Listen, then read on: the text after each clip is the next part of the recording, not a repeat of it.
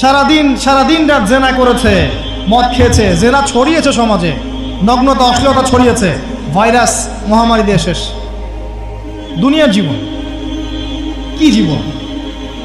চোখের সামনে অহরহ এগুলো ঘটনা দেখছি আমরা। যাচ্ছে খুব স্বাদ আহ্লাদ করে, বর বিয়ে করতে যাচ্ছে, কার অ্যাক্সিডেন্ট, শেষ, ডেড।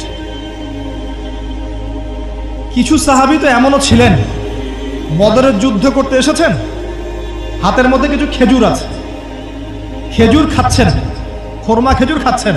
তখন নবী সাল্লাল্লাহু আলাইহি ওয়াসাল্লাম দাঁড়িয়ে ভাষণ দিচ্ছেন যে ওয়াসাবিকু ইলা মাগফিরাতিম মির রাব্বিকুম ওয়া জান্নাহ। ওই যে আয়াতটা আছে, তোমরা এগিয়ে চলো তোমাদের রবের ক্ষমার দিকে এবং জান্নাতের দিকে। আরদুহা কাআরদিস সামাই ওয়াল আরদ, যার প্রশস্ততা আসমান এবং জমিনের সমান। সাহাবী খেজুর খেতে খেতে খেজুরটা ফেলে দিলেন। আরেকজন সাহাবী জিজ্ঞাসা করলেন যে খেজুরটা ফেলে দিলেন কেন?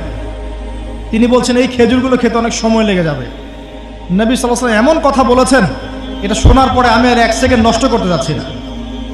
খেজুর ফেলে দিয়ে যুদ্ধে ঝাঁপিয়ে পড়লেন, দেন শহীদ হয়ে জান্নাতে চলে গেলেন। তারাও তো মৃত্যুর স্বাদ গ্রহণ করেছেন, তাই না? আরেকজন ইহুদি ব্যক্তি উহুদের যুদ্ধের দিন সকালবেলা মুসলিম হয়েছে। ইহুদিরা তো আমাদের চিরশত্রু, আপনারা জানেন। এটা জানার জন্য ডক্টরেট করার দরকার নেই, থিসিস করার দরকার নেই। প্যালেস্টাইনের দিকে তাকান, বুঝতে পারবেন। ফিলিস্তিনকে দেখেন, বুঝতে পারবেন।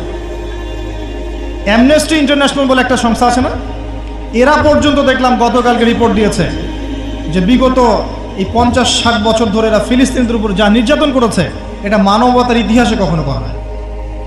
যাই হোক, একজন ইহুদি যুবক সকালবেলা উহুদের মাঠে আসছেন, এসে জিজ্ঞাসা করছেন যে আমার আগে কি করা উচিত, আগে কি আমি যুদ্ধে যাব না আমি আগে মুসলিম হব?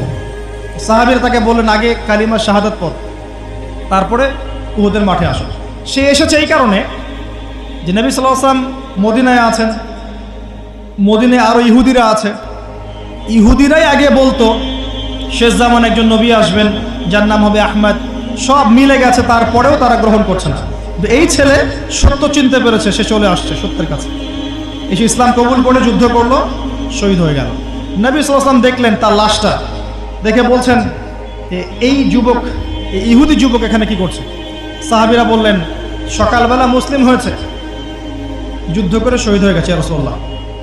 নবীজি বললেন সাল্লাল্লাহু আলাইহি ওয়াসাল্লাম আমিলা কলিল উজরা কাসীর, সে অল্প আমল করলো কিন্তু বিশাল পুরস্কার পেয়ে গেল।